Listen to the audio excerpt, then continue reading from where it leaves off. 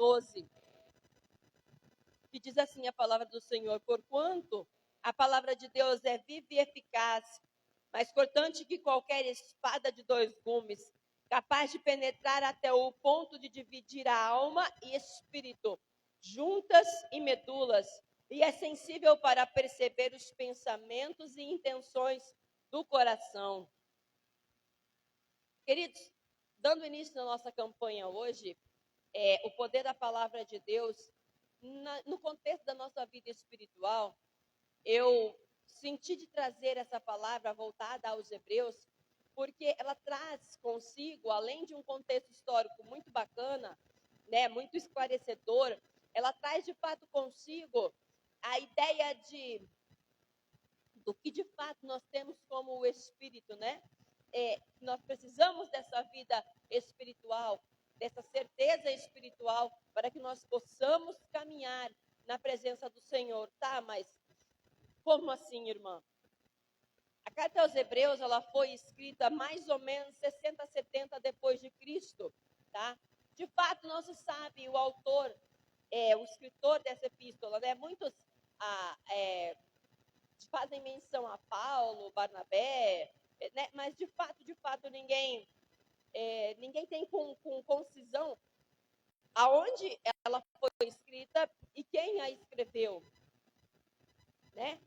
Mas, amados, na época que foi escrito essa epístola, eu acho que até por isso não tem nome nem localização, foi numa época de perseguição aos cristãos, né?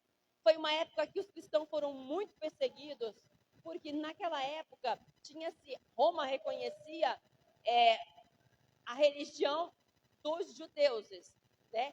E de repente começa-se, né, brotar e fortalecer-se de uma forma ímpar a questão do cristianismo, né?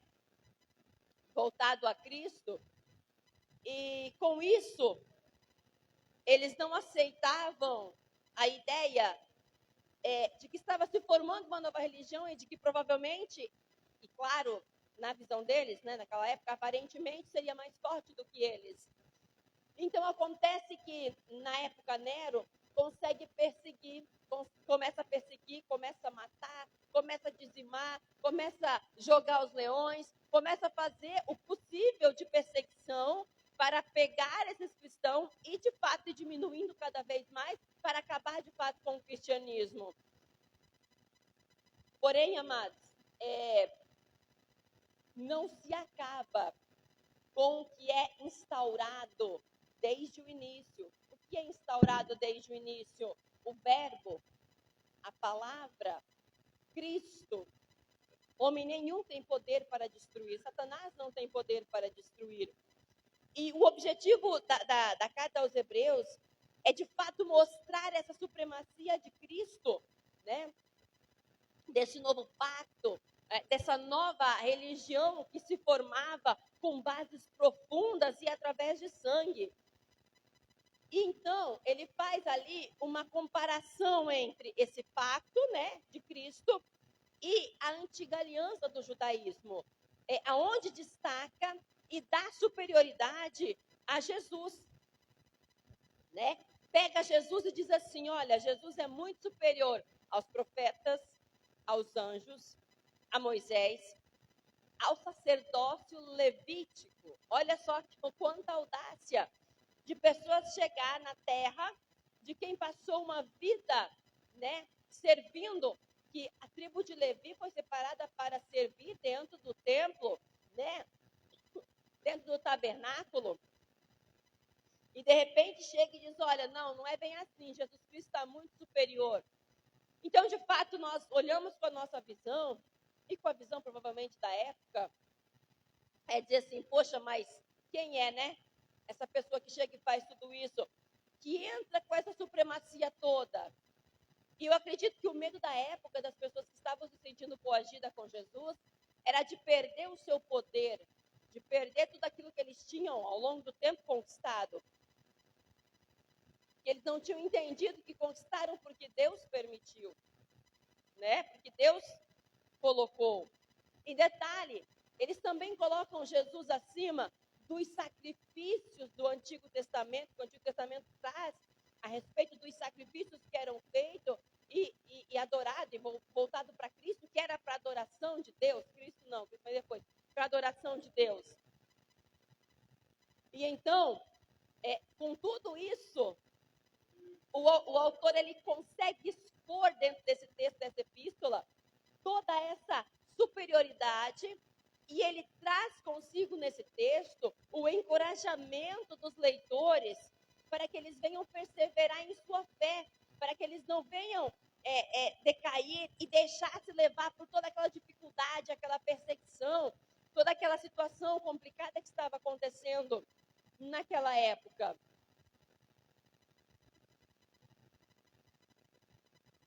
Então, amados, Hebreus ali também traz e discute também, nesse mesmo contexto, o conceito de descanso. Essa questão do descanso, ele vem direcionado ao povo de Deus e a promessa de descanso que o Senhor faz lá atrás ainda, lá para Moisés, lá para aquele lado ainda. E ele faz de fato, a epístola faz de fato uma analogia entre o descanso sabático, o descanso prometido aos israelitas da terra prometida. Porém, depois ele puxar isso, ele faz o seguinte, ele joga, dentro dessa analogia, ele joga algo muito mais profundo, muito mais tocante, que seria Cristo, que seria o aprofundamento espiritual que nós encontramos em Cristo, né? Seria esse descanso eterno, porque os judeus tinham essa terra prometida, Deus prometeu até os israelitas dessa terra esse descanso, porém é em Cristo que esse descanso de fato se encontra. Toda essa analogia de sábado, de terra prometida, ela vem fundir-se em Jesus Cristo, porque é Cristo que traz de fato o descanso eterno, porque através de Cristo nós alcançamos a salvação. E se nós pararmos para pensar, de fato hoje não é diferente. Quem de fato traz sossego para nossas almas, descanso para o nosso coração, alívio para a nossa mente? Aleluia, Jesus. Somente o Salvador, Jesus Cristo. Somente o Salvador das nossas almas. Somente aquele que morreu por nós. Pagou um preço caríssimo por cada um de nós. E pasmem, a maioria das pessoas até sentem-se comovida por isso, até sentem-se tocada por isso, mas quase nenhuma dá um passo para que isso de fato consiga adentrar